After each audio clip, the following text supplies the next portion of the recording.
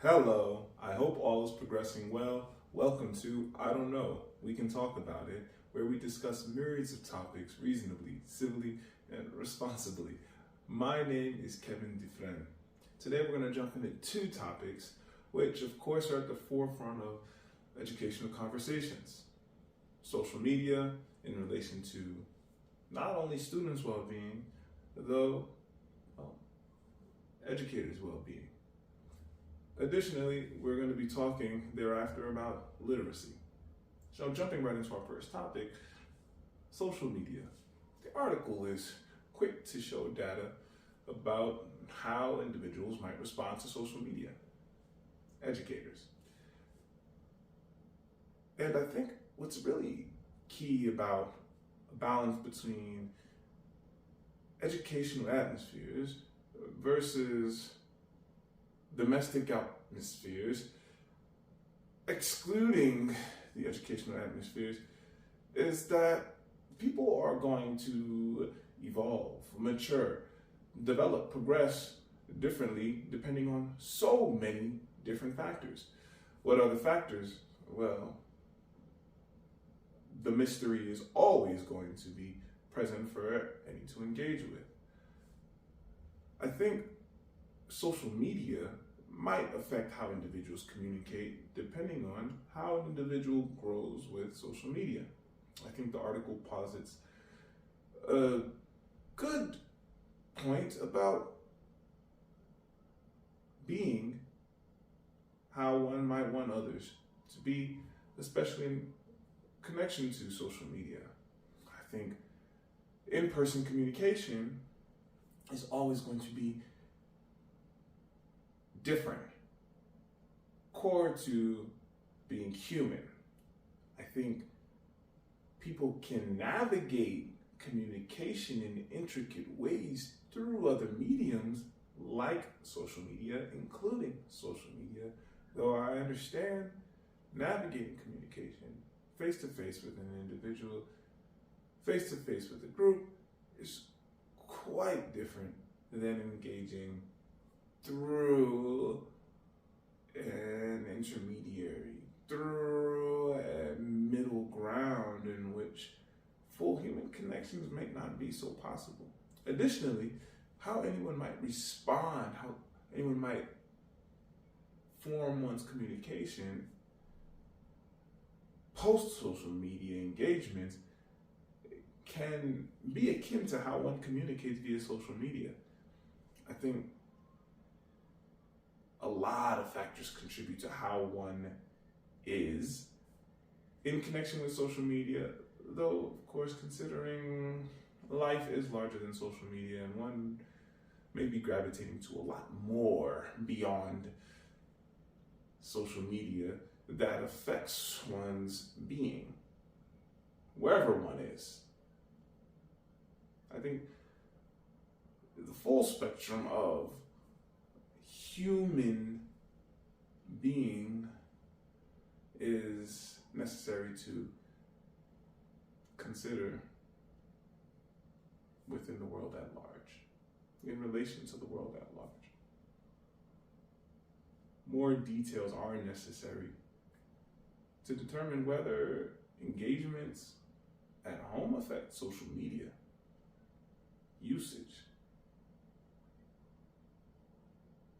whether engagement within social media affects how one may be outside of a social media medium, if one will. Our next topic, literacy.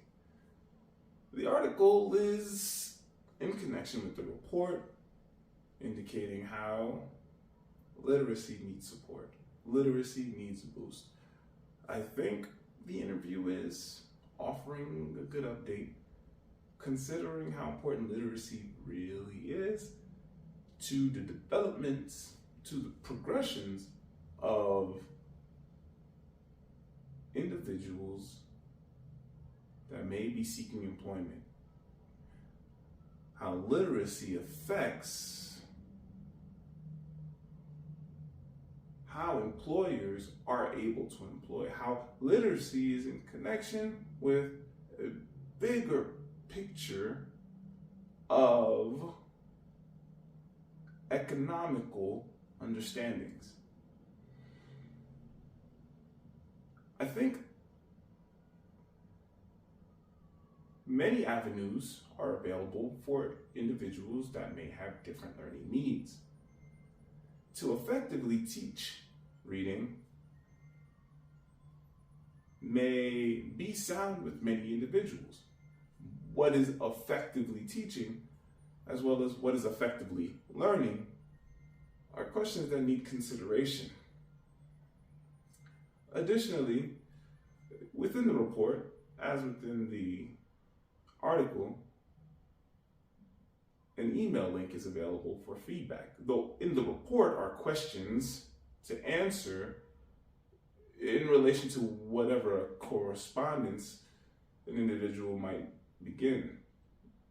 To really navigate one's responses, I think navigating with the questions might be helpful. Additionally, I think proceeding with what one's perspective might be, if one has experience with research, education, literacy, I think the qualitative evidence can be helpful, as well as the quantitative. Considering so many different ways to learn, I think with literacy, interest is always going to be key. Individuals that enjoy reading, understanding the connective purposes, helps even individuals that may not have a pure interest, though may have a reasonable interest in understanding why reading, why literacy is important. Implementing aspects of the report within a class environment, within an educational atmosphere, can actually be very helpful to individuals in school that might be wondering what's the purpose of trying to understand context, when in reality, the world at large revolves around discerning reasonably many contexts, which is why literacy is important, because being able to discern well is extremely helpful to better comprehending whatever one is engaging with, and also assists with how one approaches engaging. I think contextual understandings, reading comprehension, is so sound with vocabulary, though offers even more to an individual's understanding of being in the world, increasing, improving one's awareness to many degrees.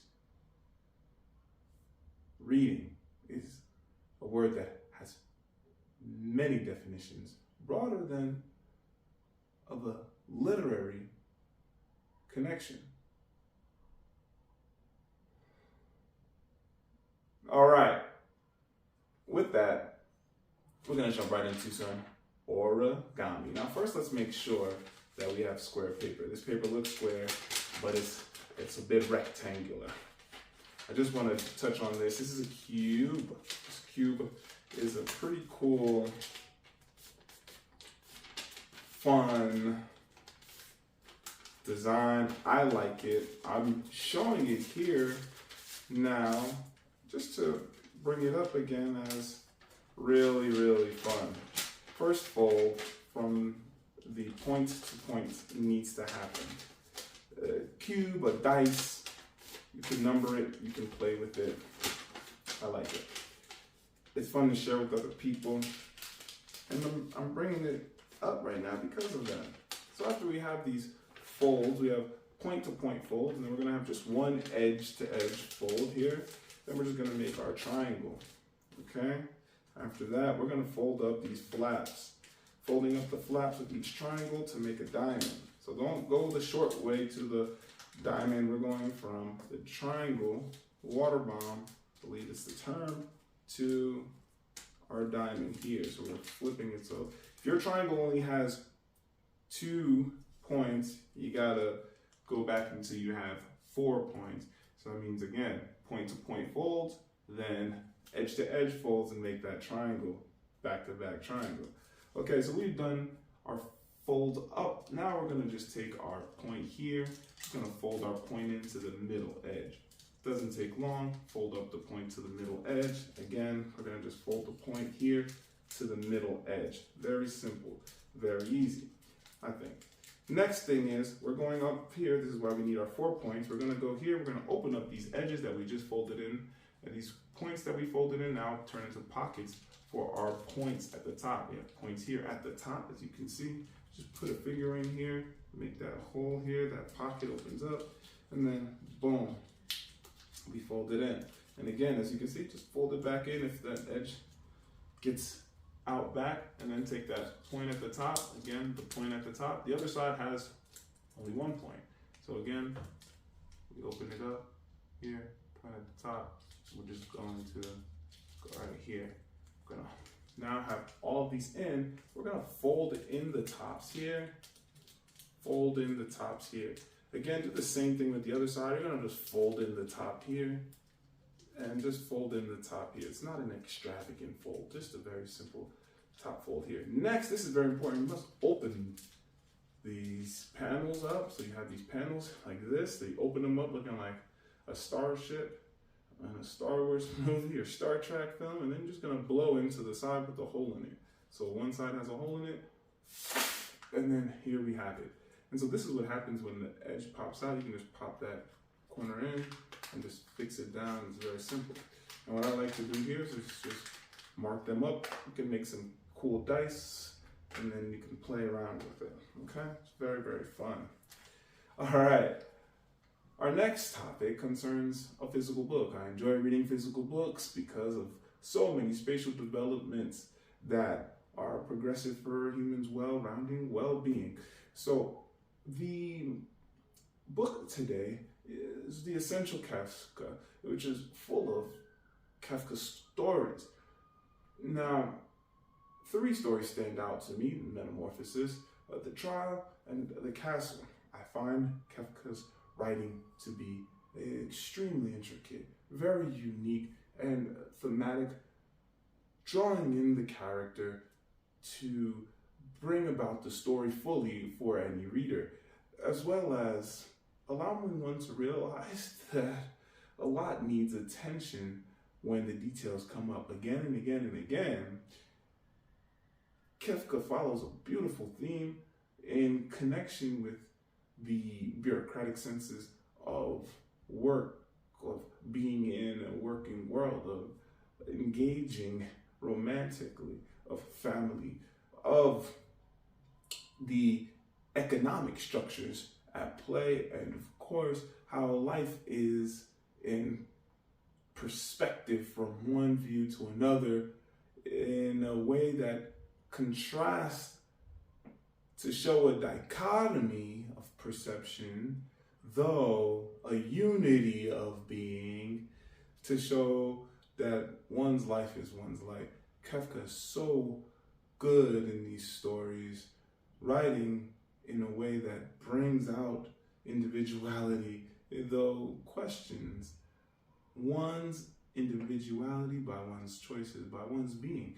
And I really feel as though Kafka always empowers the characters and leaves the reader to comically enjoy, as well as agitatingly appreciate what is going on within the story in a way that draws one to deliberate. What is happening here? Why is it happening? I really appreciate Kafka's story. I appreciate the styles of the story.